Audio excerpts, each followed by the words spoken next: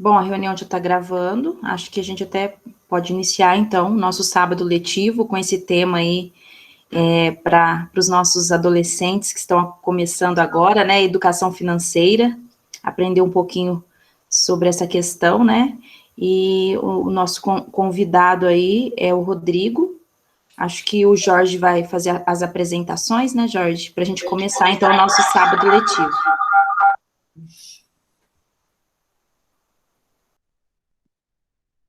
Bom,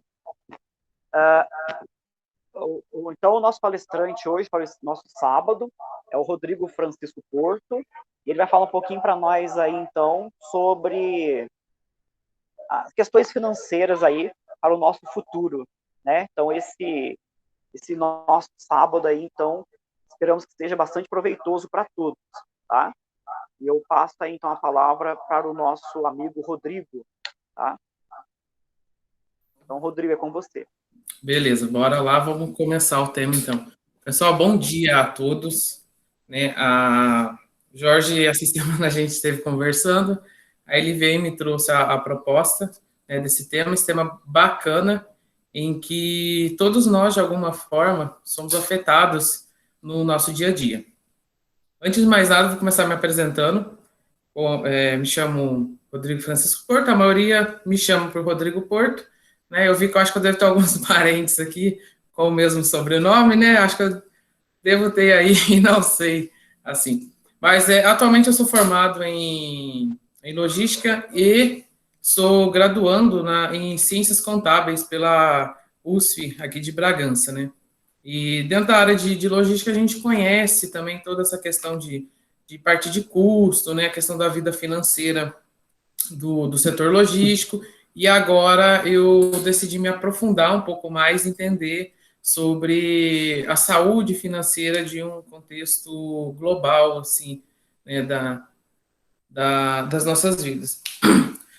Esse tema, ele é bacana, né, e eu vejo que a gente tem uma carência tão grande na educação sobre isso, porque a gente tem tanto material que fala sobre educação financeira que não são tão explorados o quanto são os livros de autoajuda dizendo que você vai ficar rico se seguir as minhas dicas, se seguir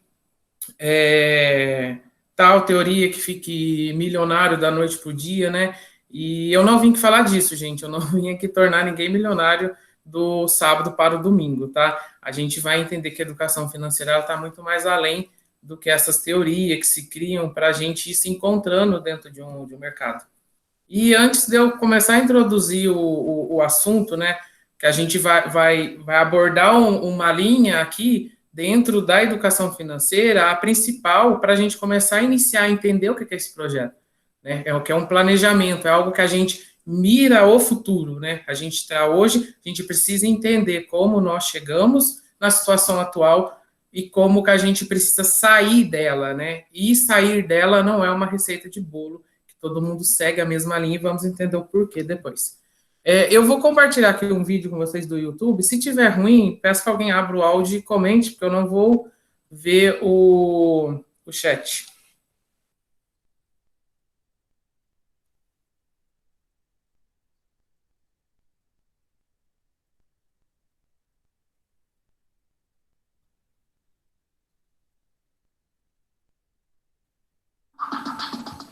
Todos aí veem a minha tela, né?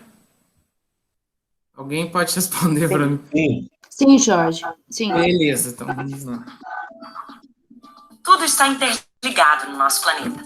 Acontecimentos em escala global às vezes têm impacto sobre nós. Um vazamento de óleo em um oceano distante pode afetar o nosso bolso, diminuindo a oferta de peixe e ocasionando um aumento no preço. Ações individuais, quando somadas, também provocam mudanças no mundo ao nosso redor. Uma família que desperdiça água lavando a calçada com frequência pode fazer com que esta falte na casa do vizinho. As escolhas que nós fazemos todos os dias têm uma relação direta com o que acontece em nossas vidas, bairros, cidades e países. Muitas dessas escolhas são financeiras. Por isso, precisamos aprender a consumir e poupar de um modo mais consciente. Assim, podemos viver com mais segurança e tranquilidade, além de assegurar o futuro do nosso planeta. A educação financeira pode ser promovida nas escolas. Precisamos aprender desde cedo a planejar e a tomar decisões que nos ajudarão a lidar melhor com nossas questões cotidianas, com os imprevistos. A vida de toda a família é afetada, positiva ou negativamente, pelas decisões financeiras de seus integrantes. Rita quer costurar um vestido para o aniversário da neta. Maria está planejando comemorar o aniversário com uma feijoada. Pedro quer terminar a construção de sua casa. João quer comprar um celular novo. Carla quer vender bolo para pagar um curso de informática. Quando não planejamos, nem sempre conseguimos realizar o que queremos. Rita não calculou quanto tecido precisava comprar e o vestido ficou curto demais. Maria foi à feira apressada e acabou pagando mais caro porque não comparou os preços. Pedro não previu quanto teria que poupar por mês para terminar a construção de sua casa. João comprou um celular mais barato à vista, mas como a qualidade do aparelho era ruim, este logo quebrou. Carla resolveu fazer um bolo com uma cobertura de leite condensado com custo muito alto, o que tornou a margem do lucro pequena. Com um pouco de planejamento, teria sido possível fazer as coisas como eles gostariam. Educação financeira nas escolas é um programa que nos ajuda a perceber como nossas ações estão conectadas. Para a gente tomar decisões, é necessário olhar à nossa volta e mais além. Em geral, não nos damos conta de quantas decisões tomamos por dia, por mês, por ano. Será que eu dou uma festa de aniversário ou faço uma viagem? Será que eu vou à final do campeonato de futebol? Devo investir num curso de confeitaria ou de cabeleireiro? Que carnes vou comprar para o churrasco? Prefiro pagar a panela de pressão à vista ou em parcelas? Saber olhar adiante antes de tomar uma decisão é importante, tanto para os grandes passos como para os pequenos passos. Algumas decisões parecem não ter nada a ver com dinheiro, mas no fundo têm uma relação com o que gastamos e poupamos. Se você sair de casa sem o guarda-chuva em um dia nublado e cai um temporal, você pode acabar comprando um guarda-chuva novo quando já tem um em casa. Quando você leva uma garrafinha vazia na bolsa, pode enchê-la com água do filtro e não precisa comprar água mineral. Hoje as pessoas estão vivendo por muito mais tempo. Isso quer dizer que terão que aprender a planejar suas vidas financeiras para se sustentar por muito mais tempo. Mas não são os adultos que lidam com o dinheiro? Para que serve um programa de educação financeira para crianças e adolescentes? Adultos não nascem grandes. O ser humano é a espécie que mais demora para alcançar a autonomia. Ou seja, aprende vagarosamente. A aprendizagem é um processo que acontece aos poucos. Do mesmo modo que as árvores precisam de raízes profundas, um tronco firme e uma copa viçosa e saudável, nós precisamos de conhecimentos sólidos e duradouros. Quando certas atividades não têm a ver com o modo como nós aprendemos, a gente se entedia ou se interessa por outra coisa. Às vezes ficamos impacientes porque uma atividade é fácil demais, ou frustrados porque algo é excessivamente difícil. O programa de educação financeira foi especialmente elaborado de acordo com cada faixa etária. As atividades propostas estimulam a curiosidade, a autonomia e o trabalho em equipe. É preciso se dar conta desde a infância que os recursos são finitos e correm o risco de se esgotarem quando gastamos demais.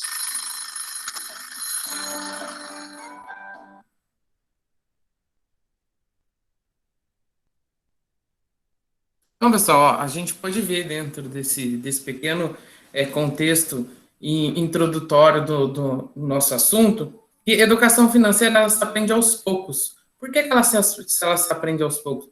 Porque ela vai do comportamento, né? Podemos dizer que ela é uma ciência que estuda o comportamento, né? Se a gente não olhar a nossa história recente, a gente não entende como a gente chegou, e se a gente for um pouco mais além, não entender nossa história um pouco mais no passado, a gente não consegue compreender por que a gente tem esse comportamento, né? Como que a gente chegou até aqui e como que a gente vai sair aonde a gente quer estar daqui a algum tempo. A gente precisa ter esse projeto, entendeu? A gente, enquanto cultura brasileira, a gente está muito ligado ao momento, né? Se hoje eu estou bem, tá tudo bem. Mas e depois? E se acontecer um imprevisto no meio do caminho? Opa, eu comprei o tecido, não deu para fazer a roupa. E aí? O que eu vou fazer, né? Como que eu vou me comportar diante desta situação toda? Conforme eu vou falando, gente, se alguém aqui quiser manifestar, tiver alguma dúvida, alguma coisa, pode se manifestar por meio do áudio, que a gente vai compartilhando ideias e enriquecendo conhecimento, tá? Não vou saber de tudo, à medida do que eu sei, eu souber responder, eu passo, mas se caso eu não souber, eu me comprometo aqui a deixar disponível em um segundo momento a resposta para vocês. Rodrigo, sim. Só aproveitando que você deu essa deixa, então se eu pegar algumas perguntas aqui no chat, eu posso interromper e ir falando para você ao longo da apresentação, ou você prefere que deixe tudo para o final? Não, pode sim, pode ir falando, a gente vai tendo um diálogo aqui, construtivo. Pode sim, forma ok. Eles suam, porque até eu vou colocar o slide, eu não vou conseguir visualizar a tela, mas pode interromper sim. Bacana, então eu vou ficar com o chat aqui, tá? Beleza. Se tiver alguma coisa eu falo. Beleza, só dá um sinal. Deixa eu só...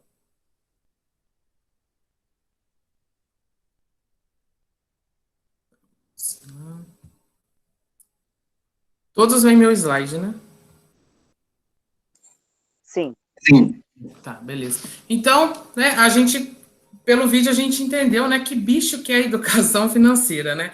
Algo que afeta a gente dia a dia. Aí, para a gente compreender um pouquinho, né, a gente tem que olhar, né? Olha, você vê quantas situações de maneira negativa a gente tem no nosso cenário atual, né, de pandemia, né? Dentro dessa situação, a gente nunca imaginou que iríamos ter uma pandemia que ia nos afetar, né? A primeira notícia aqui, a gente começa a ver o percentual de famílias endividadas. Então, quer dizer, é muito alta, 65, 66,3%. E se a gente for olhar ao longo de um ano, a gente tem famílias com, no mínimo, 65%, né, de endividamento, né? Isso representa aí aproximadamente 65 milhões de brasileiros estão inadimplentes, e com a média de 4 dívidas em atraso por pessoa, né? Olha só para você ver. E se a gente for observar aqui mais embaixo a questão do endividamento por faixa de renda, a gente vê que pessoas que ganham menos de 10 salários mínimos, elas se endividam mais com quem ganha mais de 10 salários mínimos. E o gráfico do lado, ele vai ser uma da justificativa por que isso acontece. Eu acredito que eu deva ter perguntado, acho que na pesquisa, sobre a questão de dinheiro. Vocês já devem ter conversado sobre dinheiro, né? E o que é dinheiro? Alguém se arrisca a dizer para mim aí o que é dinheiro?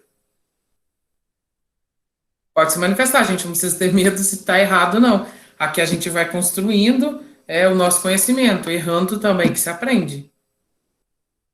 Porque a gente tem um índice inflacionário que ele afeta diretamente o nosso dinheiro. Então, vamos lá. Para a gente entender o que é dinheiro, dinheiro é o nosso meio de troca. A gente dá dinheiro e recebe algum produto ou serviço em troca. Nesse meio caminho que acontece essa troca, né, se tem a chamada inflação, que é o aumento dos preços. Isso nos impacta diretamente. É aí que começa a brincadeira, vamos dizer, ficar preocupante, dependendo da forma com que eu vou agir, ou ficar bacana, né? Isso vai depender muito de um ponto de vista, do meu comportamento em relação a isso. Então, a inflação, ela é o quê? Ela vem para tirar o poder de compra. Ela vem ali para fazer o dinheiro perder valor, né? Podemos dizer que a inflação ela é vilã? Depende. A necessidade dela, se soubermos entender esse comportamento, entender que ela está ali para controlar uma dinâmica de mercado, que dependendo da situação de um país ali, é interessante que ela fique sim um pouquinho alta, mas não que se perca o controle, né? Por isso o governo tem as metas inflacionárias por conta disso. Quanto mais alta, menos poder de compra o brasileiro tem. E a inflação aqui, né, só de curiosidade, eu deixei que ela tem 2 índices, né, que é o Índice Nacional de Preços ao Consumidor Amplo, que é o IPCA, e o Índice Nacional de Preços ao Consumidor. Esses dados eles são medidos, né, constantemente pelo IBGE, né, eles fazem essas pesquisas, né, em cidades um pouco maiores, vão em cidades pequenas, mas não é tão comum a gente observar essas pesquisas, né? Pode ser que um dia a gente esteja em um supermercado, num posto de combustível, numa farmácia e se depare com alguém fazendo essa consulta de preço para verificar esse comportamento. Então, esse índice é uma média, né? É uma média que se tira. Né? E para a gente entender outro fator que interfere diretamente, agora, esse daí é considerado um dos fatores principais, são as taxas de juros, né? Eu tinha, acho que, perguntado se alguém já tinha ouvido falar e boa parte do pessoal naquela pesquisa colocou que tinha ouvido falar. Taxa de juro, né, gente, ela serve, né, ela remunera um capital, né, perante uma comercialização ou venda de produtos, né. Quando você tem o poder de ter dinheiro ali em mão e você tem um poder de comprar, você vai decidir, né, se você quer à vista ou se você quer a prazo. E quando você opta, independente dos lados, ou à vista você tem um desconto, né, e ou a prazo você tem o acréscimo de juros, né, que é a taxa que vai remunerar esse dinheiro, né. Até a gente vê aqui nessa figurinha aqui, né, que é taxa de açúcar, não, é taxa de juro. Por que a gente brinca isso? Porque a taxa de juros aqui no Brasil, ela é muito alta e ela que vem sendo, né, o grande causador aí de endividamento de nossa família, né? A gente está pagando, mas a gente não está pagando alto juro porque a gente simplesmente quer. É um comportamento. A gente precisa tomar muito cuidado quando a gente fala para a comunidade em si, né? Que vocês não pagam a minha conta, né? Vocês não têm nada a ver com a minha vida financeira. Depende até tal momento, né? Que você está falando aí. E isso, a minha atitude de se tornar inadimplente, né? E juntando com as demais, tornam-se a taxa de juros mais alta para quem quer crédito. E entender esse comportamento enquanto sociedade é muito importante para que a gente tenha políticas públicas voltadas para isso, né? É interessante para alguém ter taxa de juro alta, mas também ela não é interessante. Mesmo no momento em que a taxa de juro ela vamos dizer, ela te escraviza, ela é um libertador. Então fica a dica. A taxa de juro, quem conhece, não paga, recebe. Aí que está a grande sacada do mercado aí, ó, né? A gente fazer você pagar juro em vez de receber, enquanto deveria ser o contrário essa dinâmica, né? Porque se você entende de taxa de juro, ao contrair uma dívida, você precisa analisar o período que ela está sendo paga e o valor impactado no seu orçamento. E tudo isso que a gente falou, ele vem por meio do consumo. E tudo isso a gente precisa entender um planejamento, né? Então vamos lá no conceito. Planejamento financeiro pessoal é basicamente um registro das nossas atividades financeiras, de como os meus objetivos podem ser atingidos a partir desse número. Então, a gente entender como está a nossa saúde financeira e entender, eu abro aspas, que não é uma receita de bolo, como eu disse, porque o comportamento financeiro de cada indivíduo, ele é diferenciado. Então, por isso que a educação financeira, eu até falo para o Jorge aqui em casa, que eu defendo muito o planejamento financeiro, ele deveria ser inserido num currículo escolar, porque isso impacta em nossas políticas públicas. Isso é muito importante, né, a gente ter esse comportamento. Mas a gente sabe que essa realidade está muito longe disso acontecer, porque tem muita gente que ganha dinheiro com isso. Né? Tem muita gente que se beneficia, né, e faz com que a população, de uma maneira geral, né, 65% das nossas famílias, ficam escravas dos juros. Né? Isso a gente sabe muito bem, né, que eu estou falando dos bancos, né, os principais meios financiadores de linha de crédito, né? Se a gente for olhar a pandemia, olhar esses dados, ele não sofreu alteração, né? Pode ter uma redução na contração empréstimos, né, seja ele para se pagar uma dívida, né, pagar dívida, né, vai virando um bolo, né, igual cartão de crédito, né, eles te incentivam muito você a sair quando você não consegue pagar, você entrar naquele parcelamento, né, por conta disso, nessa alternativa, e muitas vezes não é, nós precisamos parar, pensar e agir com a razão e não com a emoção, né? E aí que está o grande perigo. Às vezes, na falta da informação, do conhecimento, a gente se torna a vítima fácil. Isso aí é muito bacana. Mas, por outro lado, a gente entende que essas grandes empresas que vendem material de educação para os estados e municípios, né, são bancadas por grandes bancos, principalmente Itaú e Bradesco, que fazem, né, o sentido do bom marketing para que a gente seja boas vítimas, né, e seja bom pagador. Então, a gente precisa entender esse comportamento e, principalmente, agir em um planejamento, né? Eu entender como eu gero receita e como eu estou também gerando despesa. Por mais que seja uma coisa boba, que muita gente pode estar pensando, uma coisa muito simples, mas eu entender que a minha ação, ao ir numa padaria para comprar um produto, eu acabo trazendo 2, 3, isso se no montante tem um impacto muito grande. Pode ser positivo ou pode ser devastador na sua saúde financeira, né? Vai depender muito. Então, aí está a grande sacada, o bom planejamento financeiro, né? Não há uma regra, né, que se deve seguir. Você precisa entender o seu comportamento, né? Cada indivíduo entende o seu, e enquanto sociedade a gente entende o comportamento de todos, né? E aqui está a grande importância, né? É você ter o controle do seu dinheiro, você conseguir lidar com o imprevisto. Afinal, se a gente não pensou ou planejou que iríamos ter uma pandemia em determinada parte do começo de uma década nova, a gente também não sabe. A gente pode estar bem hoje, mas podemos também não estar bem daqui a um período, né? Então a gente precisa entender, né, como eu vou estar em perante situação. Até a gente brinca, eu falo, pessoal, não é ser negativo que daqui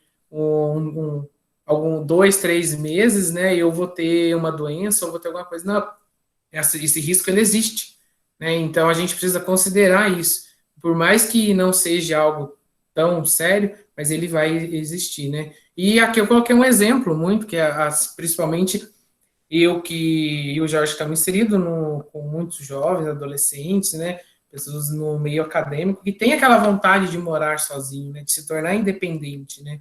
Acho que muitos aqui, não sei se já deve ter conversado, ou às vezes uma discussãozinha de casa deve ter falado, então vou morar sozinho, né. E coisa de seu pai deve falar, mas quem paga as contas, às vezes sou eu, né, quem acaba mantendo, né? Como que você vai se manter? Então, para você partir desse ideal, desse projeto de vida que você pode ter, você precisa entender, você vai precisar de capital, você vai precisar de dinheiro para se manter.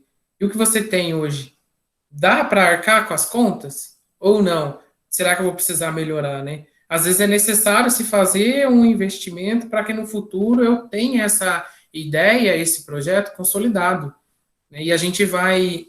E uma coisa que a gente tem hoje, e eu perguntei lá sobre a pesquisa para vocês, se vocês gastam e se vocês guardam ou se consome tudo, é isso. A gente tem hoje o hábito de se consumir as nossas receitas e não investir em nós, né? A gente investe muito tempo com tecnologia, né, com aplicativos, com outros meios de entretenimento que não agregam valor à nossa vida. E, ao final, eles estão retendo o nosso tempo e vendendo esse tempo. É alguém que está fazendo dinheiro com isso. E nós não, e nós estamos perdendo. É um exemplo simples, né? Às vezes vocês têm essa ideia de querer algo, né? E a renda não é compatível, a renda não dá. Né? E aí, o que eu vou fazer? Às vezes eu investi numa educação, num curso, né? Por exemplo, igual eu mesmo. Até falei para o Jorge que daqui 20 anos eu não vou estar com o mesmo vigor que eu tenho hoje de 27. Não vou estar. Então, estou pensando no futuro e hoje, na área em que eu trabalho, de logística, por mais que a gente lide com meio tecnológico, meio automatizado, reportar dados, tudo, a gente ainda tem a parte braçal, a parte que você precisa ir ali, conferir, movimentar, tirar isso, verificar aquilo, né? Então, eu já não vou voltar com esse mesmo vigor. Então, eu preciso ter esse planejamento em mente e aonde eu quero estar. Então, eu brinquei com ele, acho que vou sair do chão de expedição ali, de estar acompanhando o pessoal, de estar orientando no dia do trabalho, e vou para um escritório. Por isso, eu optei em fazer ciências contábeis, para poder estar prestando essa parte de assessoria, que ela é menos, como é entre nós, ela é menos esforço braçal, mais físico, né? Precisa entender ali o comportamento, né? Como que acontece o consumo, tudo bonitinho, para a gente poder prestar um bom serviço. E a gente vai começar agora uma série de etapas, né? Eu falei, não vim aqui tornar ninguém milionário, né?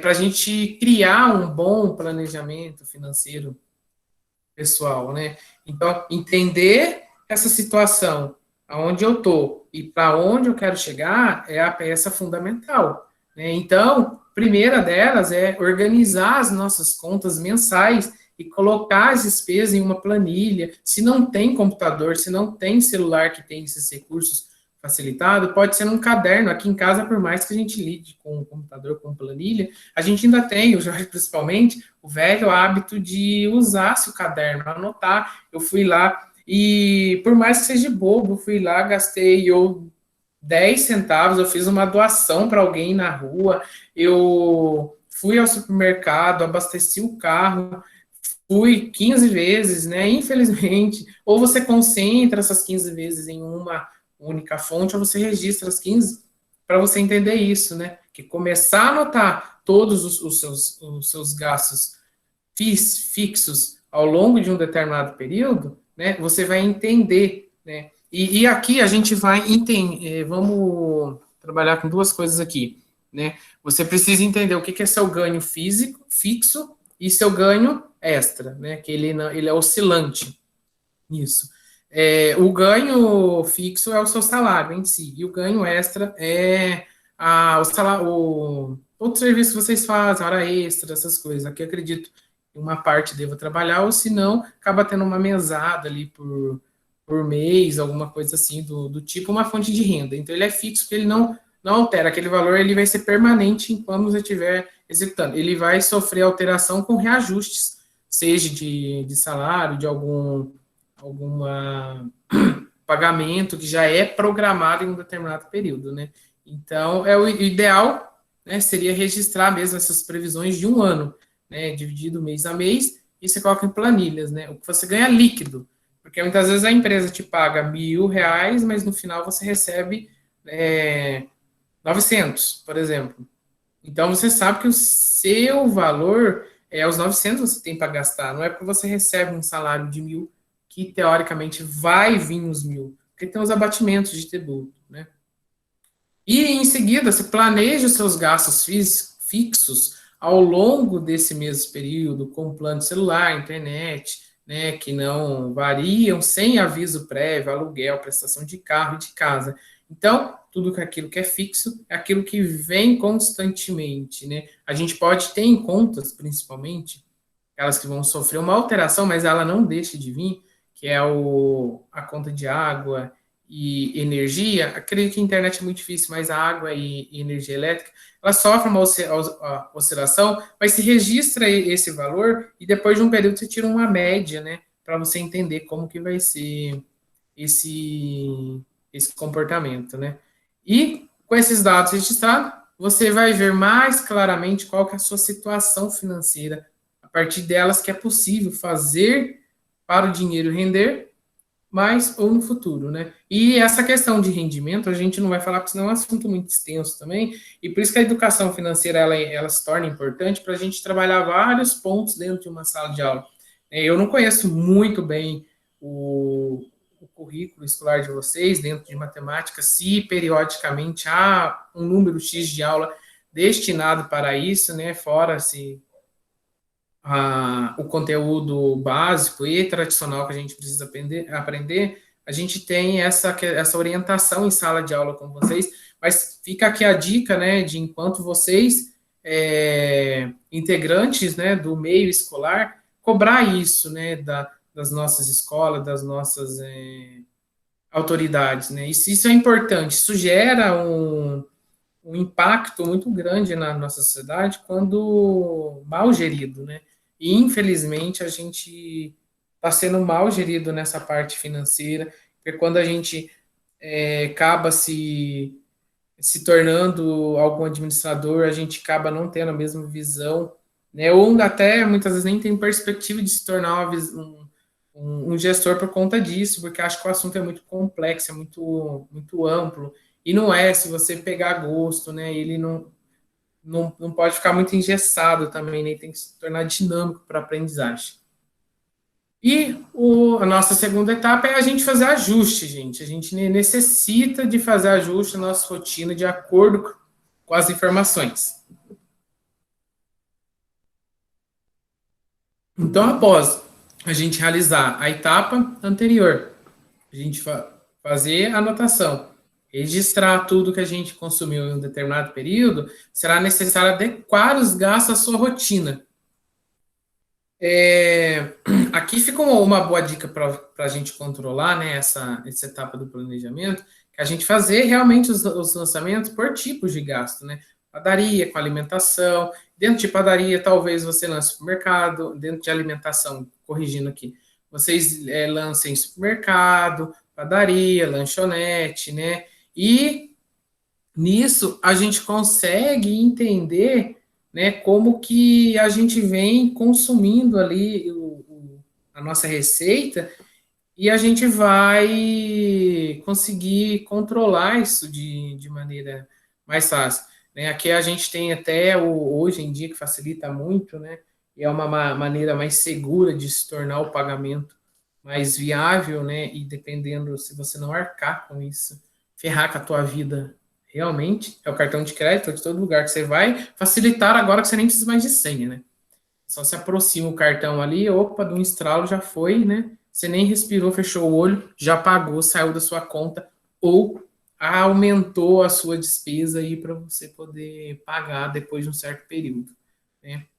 Então defina, né? Aqui outra dica, defina limites para cada tipo de gasto e saída financeira do orçamento, né? Eu ganho R$ 900, desses 900 eu vou deixar 400 para fazer alimentação, 300 aí para fazer despesas fixas e 100 para lazer, tudo, porque a gente necessita disso também. Porque se a gente não tiver essa questão, né, questão do divertimento saudável, do lazer, entretenimento, aquilo se torna maçante, cansativo, exaustivo e chato pra caramba.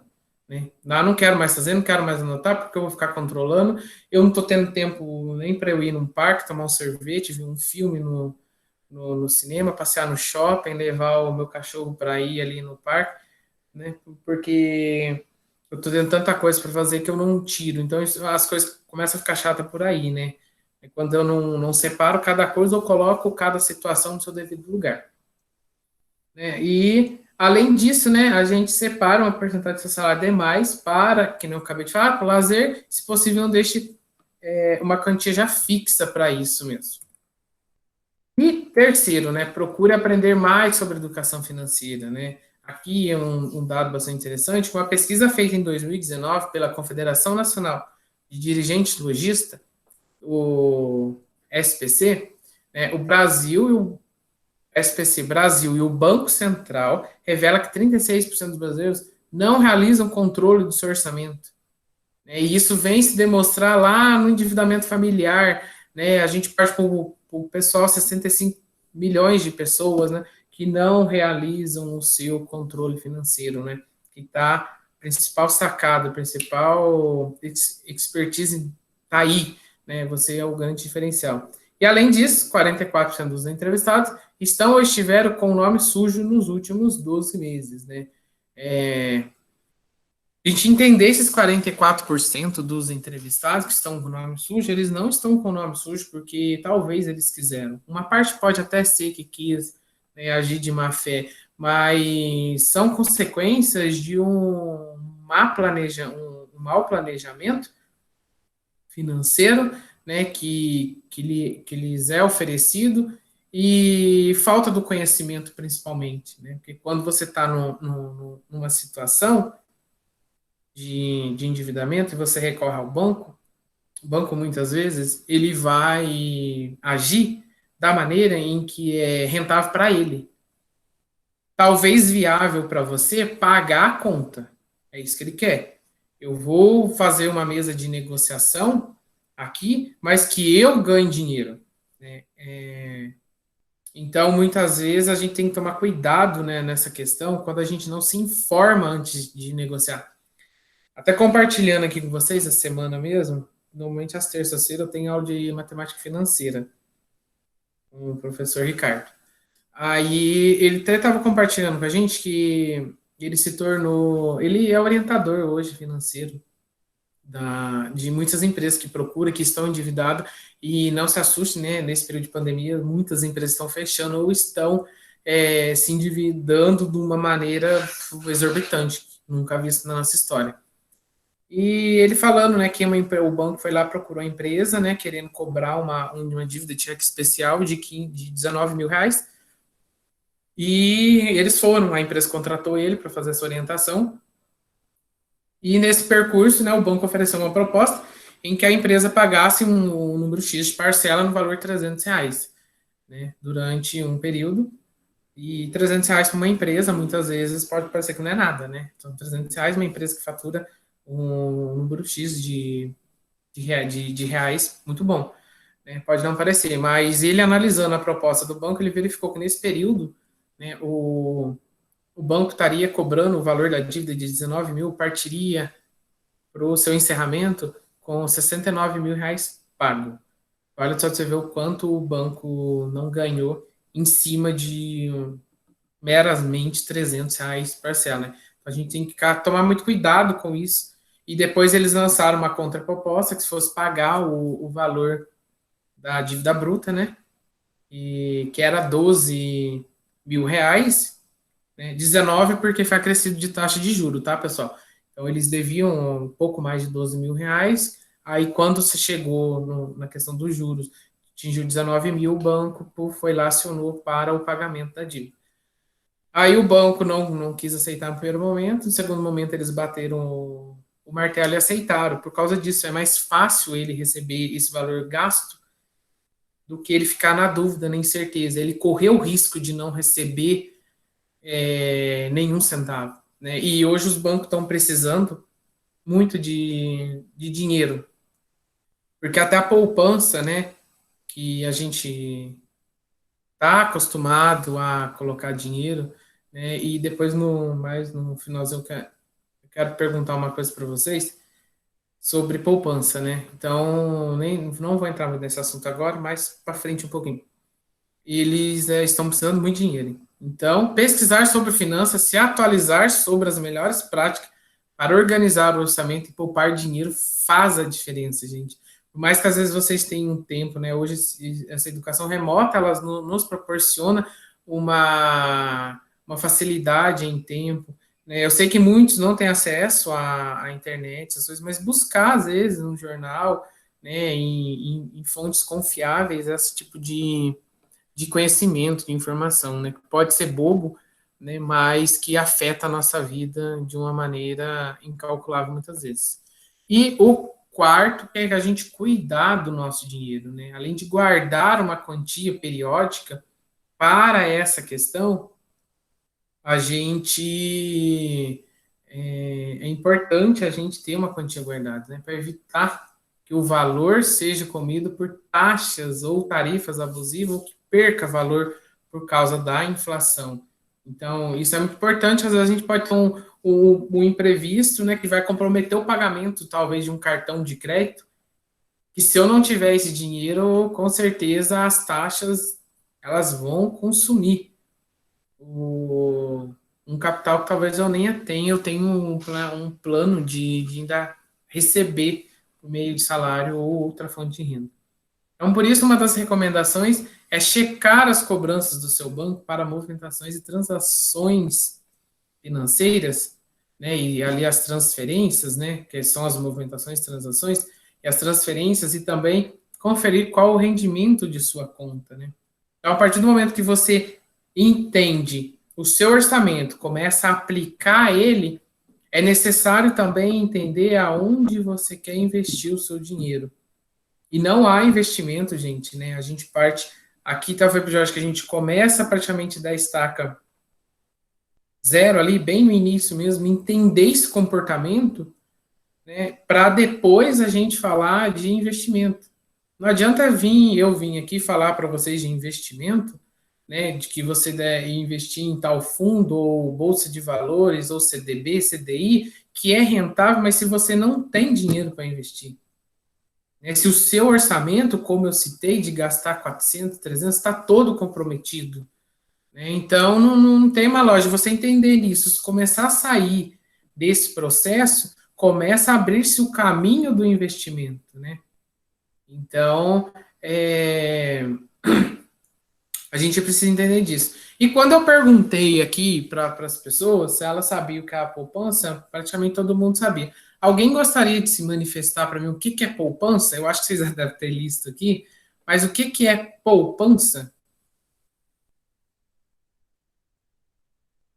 Pode ser professor também, gente. Não fica com medo, não, gente. Eu sei que tá frio, né? Tá aí meio. Um dia meio esquisitinho para um sábado. Mas podem abrir o áudio e falar, gente, o que é poupança no seu ponto de vista. É uma reserva? Seria uma reserva. Ela é um investimento?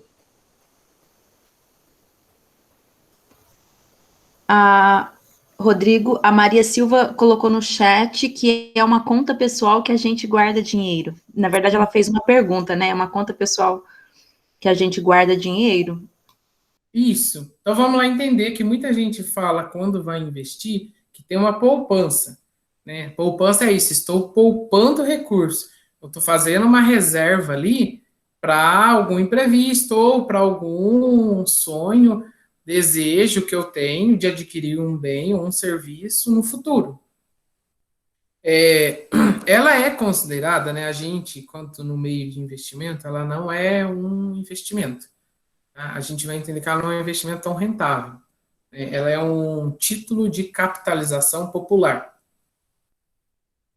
Vamos entender o comportamento da poupança enquanto investidor, que não sei se essa é a visão de vocês, né, mas aqui compartilho a minha. A poupança, ela nada mais é ali do que eu poupar recursos, né, para uma questão mesmo no futuro ou para atender uma necessidade, às vezes que vai vir num momento muito próximo. Então, até aqui falo, as contas correntes tradicionais, por exemplo, não oferecem nenhum tipo de rendimento.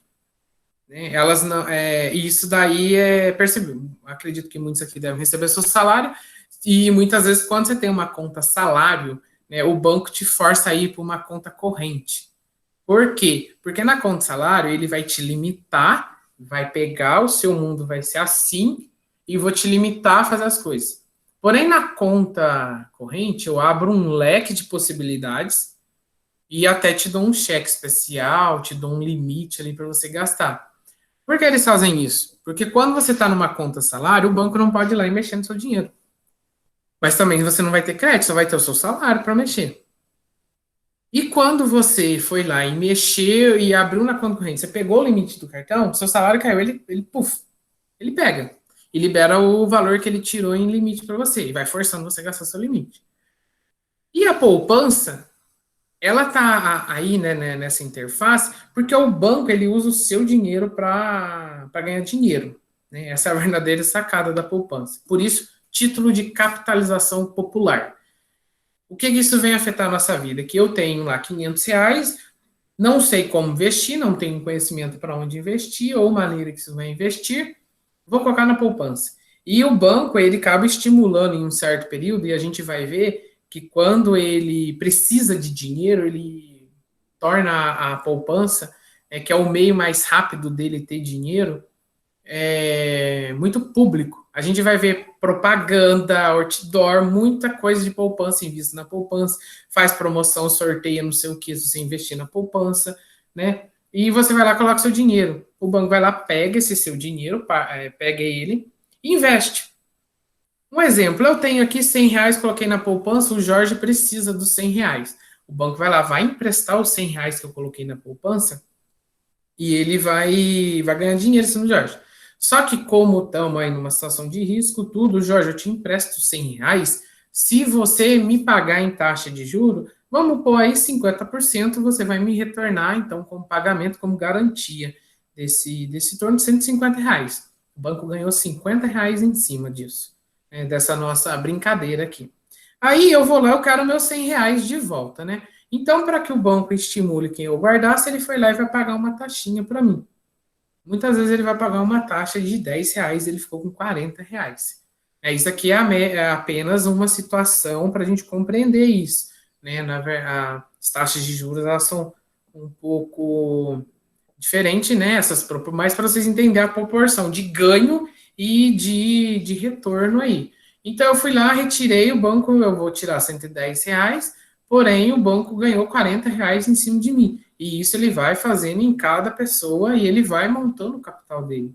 Então, a educação financeira, ela vem para isso, ela vem para nos orientar, né, qual a melhor maneira também da gente investir as nossas reservas.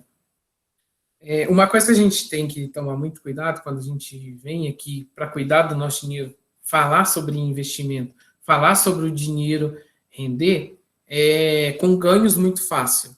Gente, a gente vê muito golpe e a situação muitas vezes está difícil para a vida de uma pessoa e ela acaba se comprometendo mais quando você quer agir pela ganância e não pela ambição, né? Ganância é fazer qualquer negócio a qualquer custo. E aí que está o grande perigo. E a ambição é eu fazer negócios quando eu devo fazer negócios e não fazer quando eu não devo. Então, se alguém aparecer dizendo que vai te tornar rico, vai te fazer isso, que você vai ganhar tanto, desconfie. Nenhum rendimento. Vejamos bem, todo rendimento ele tem um risco.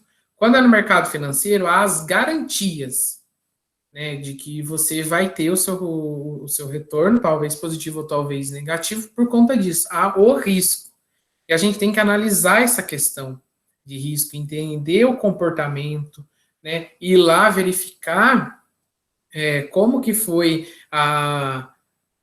o passado recente desse investimento e qual que é a previsão para o futuro para daí eu tomar uma decisão. Aí eu vou analisar. E nisso, quanto maior o risco, maior o ganho. Quanto menor o risco, menor o ganho. Aí vai de cada um se encontrar no que quer. Correr risco e ter a garantia de receber bastante, ou começar com risco baixo e ganhando aos poucos, subindo degrau a degrau, e agora, agora eu estou preparado, vou lá e vou arriscar para valer, né? Então, é por aí que a gente começa a organizar toda a questão do nosso dinheiro. A gente entendeu o nosso orçamento, a nossa vida financeira. A gente vai partir agora de um planejamento para a gente começar a atingir, para a gente não ficar escravo de juro, para a gente poder fazer o contrário, para a gente poder ganhar dinheiro aí e fazer isso da maneira certa, da maneira correta, da maneira segura, né? Isso é muito bacana.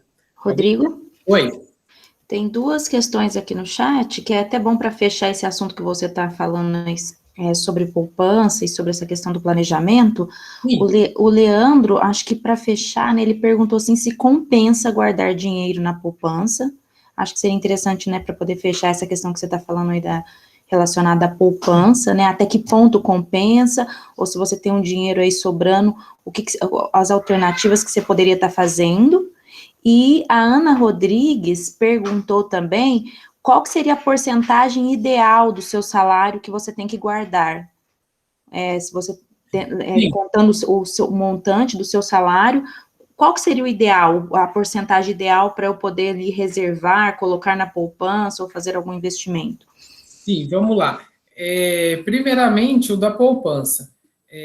Do nosso ponto de vista e do que a gente vem vendo sobre o mercado, a poupança ela não compensa você, digamos assim, para investimento. Para investimento ela não compensa porque o retorno dela é muito pouco. Pouquíssimo. Né? Praticamente, se a gente for comparar o fundo de garantia que todo trabalhador tem, ele está rendendo quase a mesma coisa, ou se eu não tiver errado, que os últimos dias não me atualizei sobre a taxa de juros, mas está rendendo quase a mesma coisa ou até mais do que a poupança, né? E nisso ele não se torna. É igual eu falei aqui, quando você vai optar em investir, há outros fundos, aí você tem que ver a quantia. A poupança, ela está ali para suprir uma necessidade de um momento muito próximo ou de uma demanda futura, né? Caso você tenha um sonho, né, e quer comprar, consumir alguma coisa, você quer guardar esse valor e acumulando ali, você vai ter um ganho pequeno, né? O risco também dela é muito pequeno, né? Então, igual aconteceu no passado, né, de congelar, isso é praticamente inexistente, né? É muito baixíssimo esse risco. Mas hoje em dia, né, aqui se eu for falar, eu vou estender muito o assunto, né, sobre qual meio de rendimento, né, tipo de investimento, né, indicar. Mas a gente tem os CDBs, o CDI, né, que são depósitos interbancários, depósito em bancário, você emprestar dinheiro para o banco em si ou para emprestar entre bancos, ele está rendendo um valor bom. Aí você precisa entender como que é o seu comportamento, né? E a educação financeira ela vem trazer isso. Como que você quer? Você quer um retorno para agora, você quer esperar? Curto prazo, eu quero esperar 1 ano, médio prazo, uns 3 anos, e longo prazo, 5 anos, né? Quando fala que dinheiro dá em árvore, essa frase, a gente pode traduzir nisso, né? A árvore, ela não dá frutos de um plantei, amanhã já tenho, não. Ela tem um processo, ela vai crescer, ela vai atingir um período e ela vai começar a dar frutos. Dinheiro é a mesma coisa, então eu preciso entender, eu, enquanto investidor, como que é o meu comportamento, como que eu quero. Agora eu quero um retorno imediato. Imediato a gente está falando curto prazo, a 1 ano, mais ou menos, né? E a médio prazo, 3 anos. Então esse dinheiro vai ficar lá, ele vai rendendo ou perde valor, ganha. Isso é muito da dinâmica do mercado, e depois você acaba tendo um retorno. Mas aquela, né, poupança para investimento hoje ela não é viável, mas se você está com outras intenções de capitalizar seu dinheiro para poder fazer um consumo no futuro próximo ou um pouquinho mais distante, ali eu digo um ano, mas pode ser que seja um retorno, uma alternativa, né? Você não estará deixando seu dinheiro guardado em casa, está rendendo pouco, mas está rendendo. Entendeu? A outra questão do orçamento, né, normalmente, vocês podem achar estranho, né, mas se pede para se comprometer até 30% da sua renda. É uma coisa muito esquisita a gente virar e falar isso. Nossa, mas eu só ganho pouco, se eu comprometer 30%, eu não vou fazer nada, eu vou guardar. É o ideal, né? Muitas vezes você tem que criar essa condição. Hoje a minha condição não é de guardar 30%. Ao contrário, eu estou consumindo 70% e talvez eu consiga ganhar, guardar os 30%. Aí que tá, eu entender por que isso está acontecendo e fazer o jogo virar. Eu vou ter que fazer essa roda girar ao contrário aí agora. Então, o que eu faço? Às vezes é necessário eu fazer um investimento e a gente sempre fala, né? Caso a gente está preocupado em ganhar dinheiro, mas não está preocupado em como fazer ganhar dinheiro. Às vezes é viável eu fazer um curso, melhorar minha renda, aprender alguma coisa nova, agregar um conhecimento para que lá no futuro, e futuro muitas vezes aqui a gente depende muito do período muito próximo, eu ter um retorno financeiro. Um exemplo aqui, tem muita gente aqui em Extrema que as oportunidades para quem é operador de empilhadeira é muito boa. Então, às vezes, está ganhando um salário na área manufatureira e quer melhorar o seu salário e vê que na empresa onde trabalha tem uma oportunidade. Então, o que ele faz? Retira parte do seu orçamento, investe num curso de empilhadeira e se torna preparado para quando essa oportunidade vir, ele ser o conquistador da vaga. Ou tá ali disputando a vaga porque ele melhorou o seu conhecimento, as suas habilidades e pode colocá-las em prática, né? Então, melhorou o chá, né? Que a gente fala, conhecimento, habilidade e a ação, que é a prática, né? Então, muitas vezes está por aí, essa questão do investimento. Mas não se assustem, né, se às vezes o orçamento está até extrapolando 100%, talvez até mais, mas você precisa entender por que isso está acontecendo para você buscar as alternativas de saída aí. A gente, finalizando essa parte, né, aí a gente tem os benefícios, né, a gente consegue visualizar os nossos gastos mensais com mais facilidade de entender, né, a gente ter o conhecimento, né, a gente pode realizar investimento, fazer o dinheiro render, a gente está preparado para imprevistos, né, e fica muito mais fácil a gente tirar os nossos planos do papel, né, não ficar só em ideias, mas sim virar algo concreto, né, galera? Eu acredito que a gente passei tudo aquilo que estava dentro do previsto. Educação financeira, ela vai muito mais além, por isso eu sempre falo, ela deveria sim ser uma matéria, porque ela tem várias vertentes, várias possibilidades de estudo, de conhecimento, de ganho, né, de investimento, de planejar, de entender um contexto histórico, né, nacional, mundial, local, porque que a gente está nessa situação toda. Eu gostaria que, muitas vezes, tem um professor que sempre brinca com essa carinha, né, que no final a gente acaba chorando pela nossa situação, né, atendi agora, né, o que a gente vai fazer? Agora a gente colocar em prática, né, tudo aquilo que a gente teve aqui de conhecimento, né, tudo que eu lancei aqui para vocês de informação, assimilar isso, né, talvez aí propor junto com o corpo escolar, né, a gente ter aulas periodicamente, né, não sei como é a disponibilidade aí das disciplinas, né, mas a gente discutir esses assuntos. Isso é muito bacana, né, não deixar que o assunto ele morrer. Isso é uma sementinha que a gente planta e que quem colhe os frutos de estudo somos nós mesmos, né, que somos os vivenciadores da prática no dia a dia. Alguém tem alguma dúvida em relação a mais alguma coisa do que foi falado, do que não foi falado e gostaria de compartilhar com a gente? Oi, Rodrigo, tudo bem? Queria falar um pouquinho. Olá, sim, pode ficar à vontade. Você quem que é? Você é o Fabiano. Eu sou o Fabiano Porto. Beleza, deve ser primo, eu acho. Quem sabe, né? Às vezes. Tá, obrigado, gostei demais aí que você falou. E é um assunto que mexe diretamente com as nossas vidas, é uma preocupação constante na vida de todo mundo, muito presente, né? Questão do dinheiro, do ganho, né? Quando você não tem, você tem que correr atrás. Quando você tem, você às vezes não sabe o que fazer. Se você guarda no colchão, se você põe na poupança, se você investe. Sim. Né? Então, eu imagino que isso aí é um assunto que aflige, né, todo mundo. E eu ia até te perguntar isso, mas você respondeu, essa questão do investimento, que todo investimento trabalha com essa questão do risco e do ganho, né? Quanto mais arriscado, né, você consegue ganhar mais, só que é arriscado. Sim. Né? E tem essa coisa das pessoas terem esse medo do investimento e pensarem assim, não, eu só quero guardar, o que eu ganhei e eu quero manter.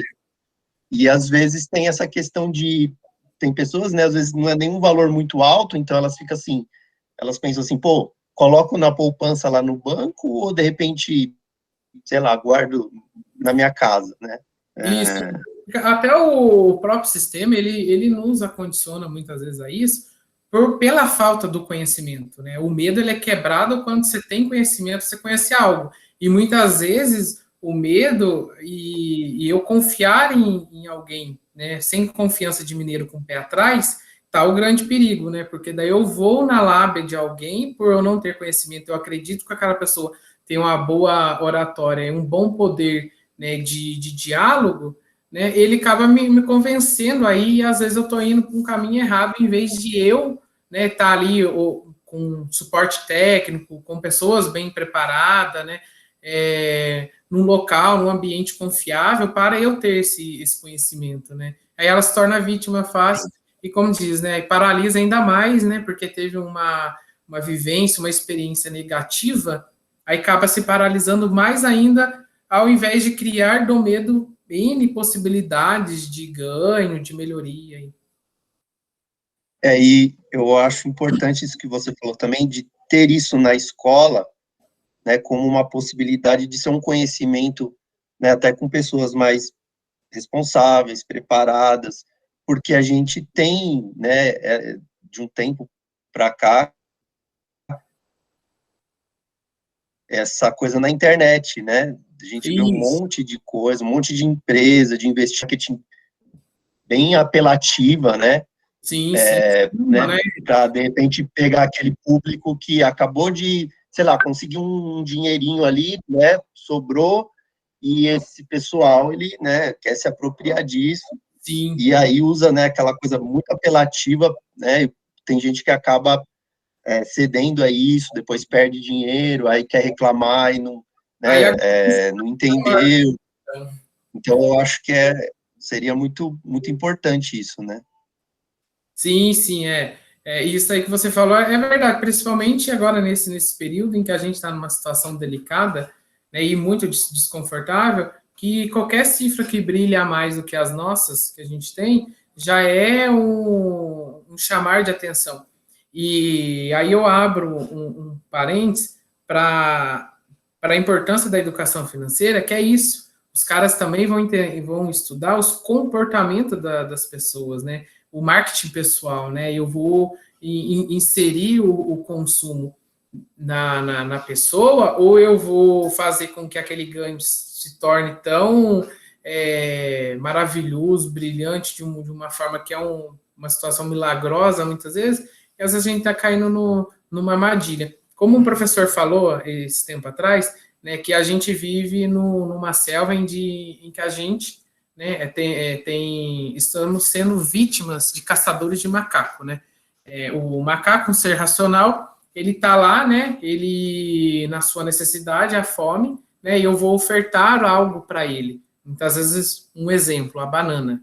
Eu estou aqui. E vem e coloca isso como algo desejoso, né? Que ele precise daquilo, crie condições para que ele vai lá, dentro de uma caixinha, ele pegue. Ele pegou essa banana. Ele não consegue mais soltar. Está preso. É isso que, às vezes, muitos milagrosos, né, da área financeira vêm com essas ideias, às vezes, mirabolantes, né, porque aprendeu num cursinho ali rápido, ou olhou na internet, quer nos prender, né? A gente acaba sendo vítima por essa falta do conhecimento, né, da ausência dele, acaba gerando uma consequência negativa, né? Rodrigo. Só para ilustrar, eu lembrei aqui que teve um tempo atrás, eu acho que a maioria dos alunos devem lembrar, da Betina, né, que era de uma empresa, né, de investimento, e a propaganda dela ficava no YouTube direto, virou até meme, né, e aí teve meio uma polêmica, né, que ela falou que ela tinha uma idade, eu não lembro se ela tinha 20 e poucos anos, ela já tinha 1 milhão, né, e foi bastante divulgado na época. Sim, aí a gente vê os bons exemplos, mas não vê o que tem por trás disso, né? Rodrigo? Sim.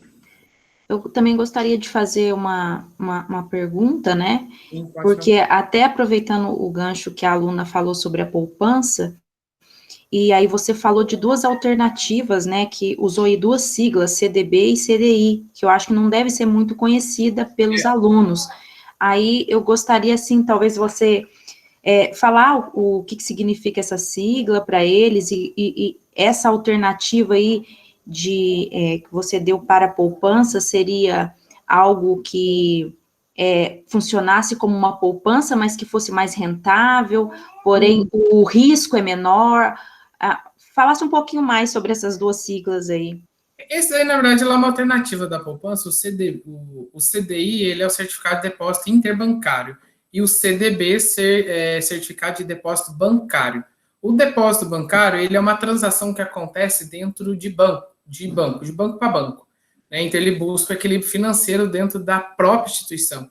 E o interbancário, ele vai acontecer entre bancos, né? Então, o que acontece? Durante a operação do mercado financeiro, o Banco Central, ele se preocupa com o equilíbrio financeiro. Então, um banco A, ele fechou positivo, um banco B fechou positivo, o banco C fechou negativo. Então, esse banco C, ele vai precisar fechar no positivo. Então, o banco A e o banco B vão negociar para emprestar dinheiro para o banco C. Só que, porém, para que isso aconteça, o banco precisa de dinheiro. Então, quando ele precisa de dinheiro, ele vai lá capitalizar.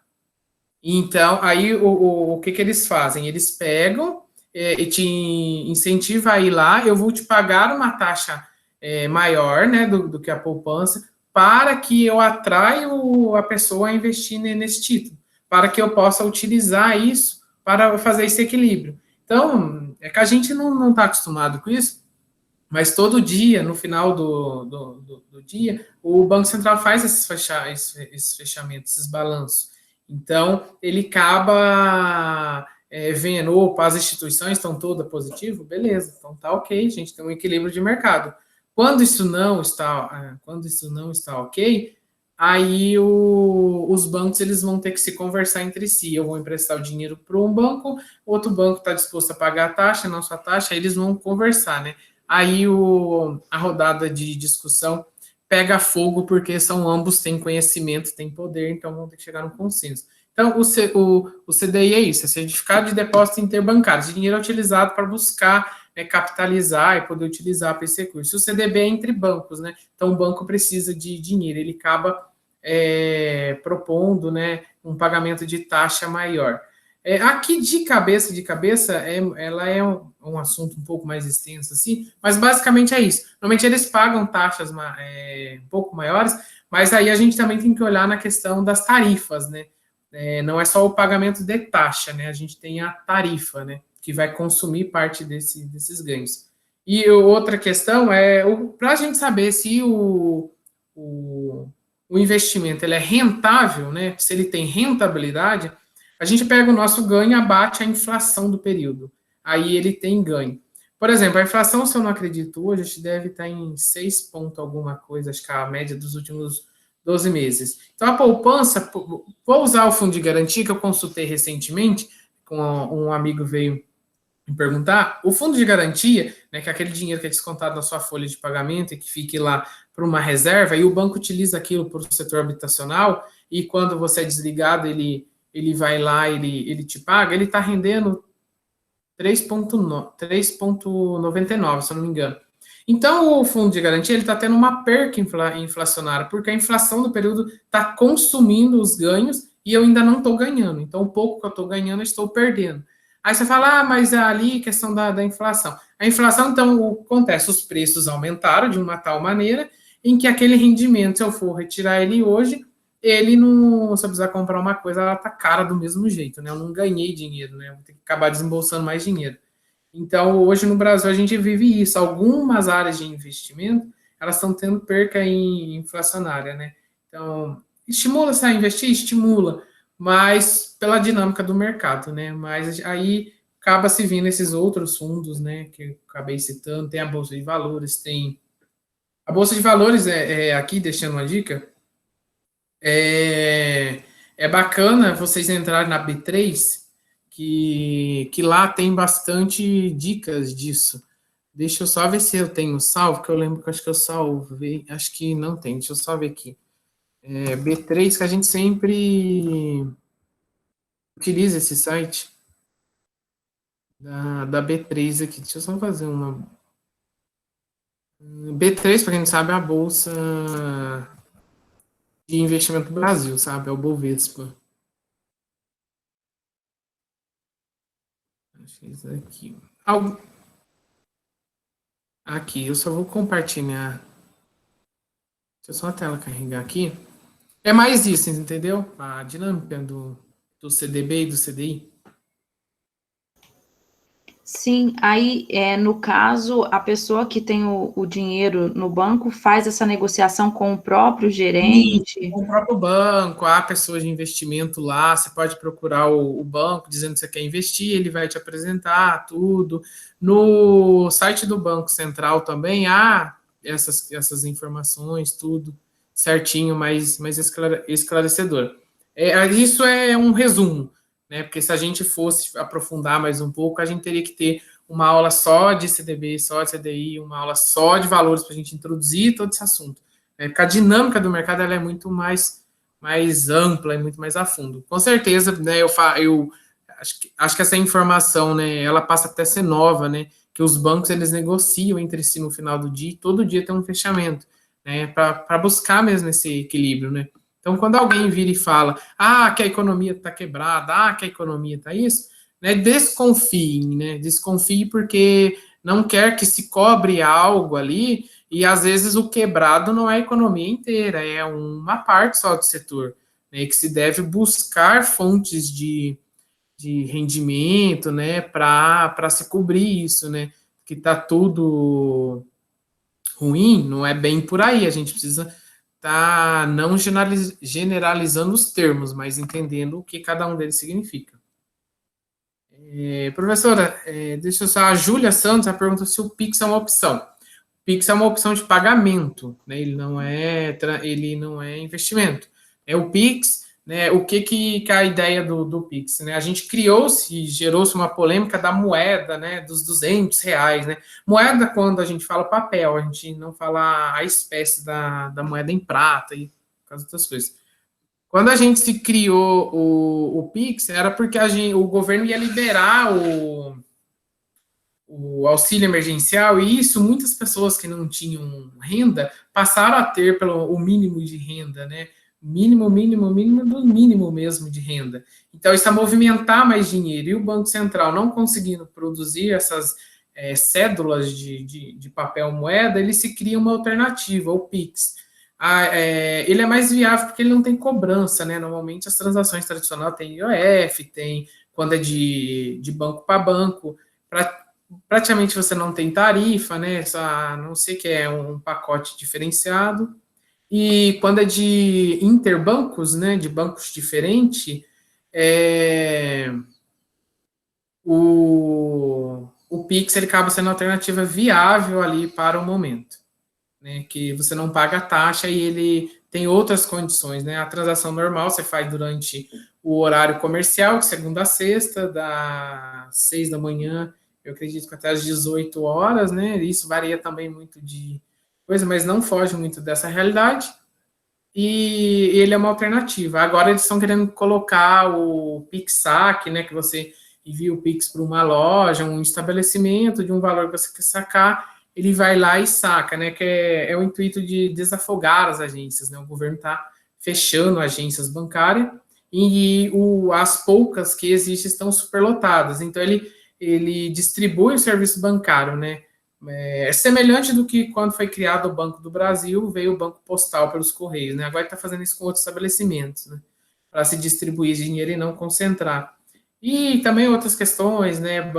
Menos banco, mais concentração de atendimento, de dinheiro, mais fácil para se explodir um banco, um caixa eletrônico, então ele fragmenta tudo isso. O Leandro perguntou sobre o Bitcoins. Bom, o Bitcoins, né, é a discussão do momento, né, se ele é ou não a moeda, né, ele tem um alto risco, porque ele não tem seu lastro, né, em papel moeda. O lastro é a garantia, né, o lastro das moedas tradicional é as reservas internacionais em ouro. Então, para que eu tenha a emissão de R$200, eu preciso ter esses R$200 em reservas de ouro ou de reservas internacionais em dólar americano.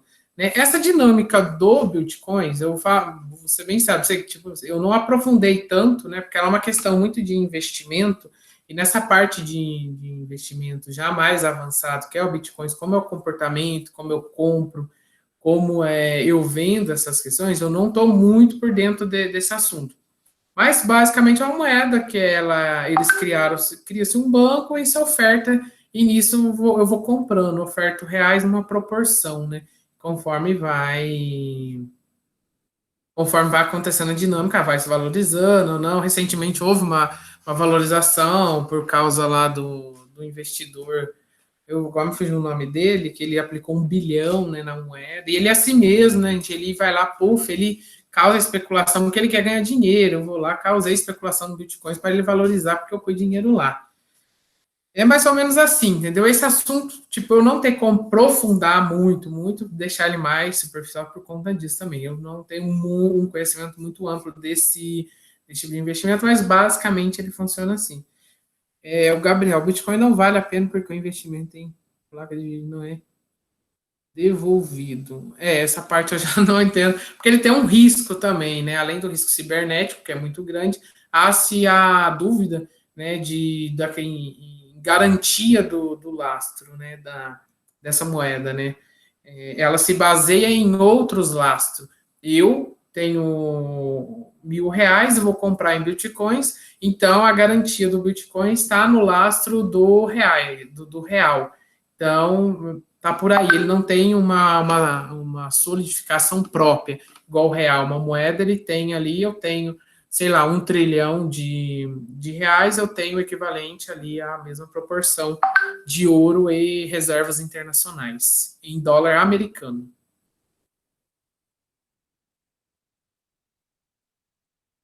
Ok?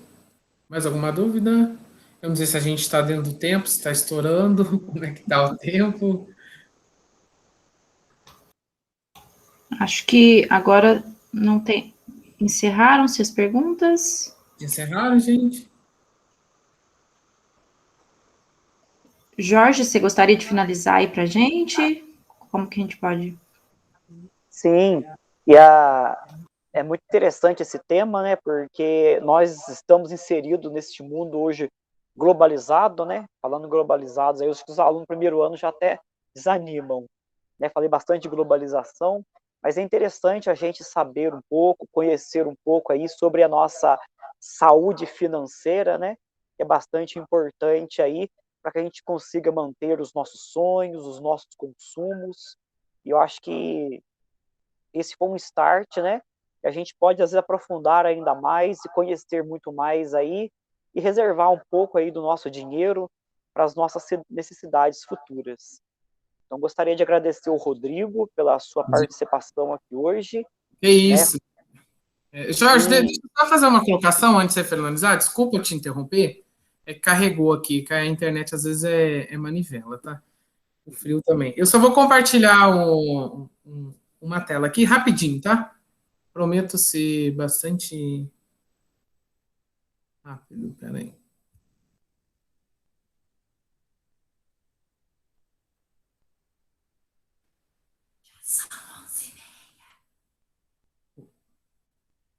Aqui, gente, ó, isso aqui, acho que vocês estão vendo a tela, né? Responda aí, gente, que eu não. Sim. Isso, esse daqui é o site da B3, né, financeira, que fala sobre questão. Aqui é um lugar onde também vocês podem explorar um pouquinho, ó, sobre dados públicos, investidor pessoa física, ressarcimento de prejuízo, né, e outras coisas aqui, dá para se explorar bastante, tem também o do Banco Central, para que vocês tenham aí um conhecimento, né, até mesmo propor uma aula dinâmica aí na escola de vocês, né, dentro de matemática, ou até mesmo dentro de outra disciplina que estude o comportamento humano, assim. É mais isso mesmo, gente. O Jorge, pode... Bacana, bacana. É interessante. Muita coisa também eu não sabia, né? Então, aprendendo mais aí com o Rodrigo. Então, gostaria de agradecer ao Rodrigo e os alunos pela participação no dia de hoje. Muito importante e enriquecedor para todos nós. Muito obrigado, viu, Rodrigo? Tá, eu agradeço o convite, a oportunidade de vir aqui compartilhar o conteúdo aqui, um pouco do que a gente sabe, né, sobre a respeito dessa questão financeira que impacta as nossas vidas, né, que às vezes deixa a gente triste e o propósito não é isso, é deixar a gente alegre mesmo, né, ter uma vida com qualidade, né, principalmente nesse período em que a gente está vivendo, né. Agradeço aos demais professores, né, e a proposta, né, ela deve ir mais além do que a gente introduziu aqui, né, do que a gente propôs a conversar. Beleza, pessoal? Precisando, a gente está aí à disposição. Beleza. Rodrigo, também gostaria de agradecer aí a sua participação, a boa vontade de estar cedendo aí o seu sábado para a gente. Aprendi muito também, porque realmente é uma área com poucas informações, e eu tenho certeza que os alunos também vão aproveitar aí, com esse gostinho aí de quero mais para poder aprender, né? Eles que estão agora no comecinho ainda, adolescentes, tem muita informação aí para adquirir aí no assunto. Muito obrigada, tá? De nada, obrigado a você.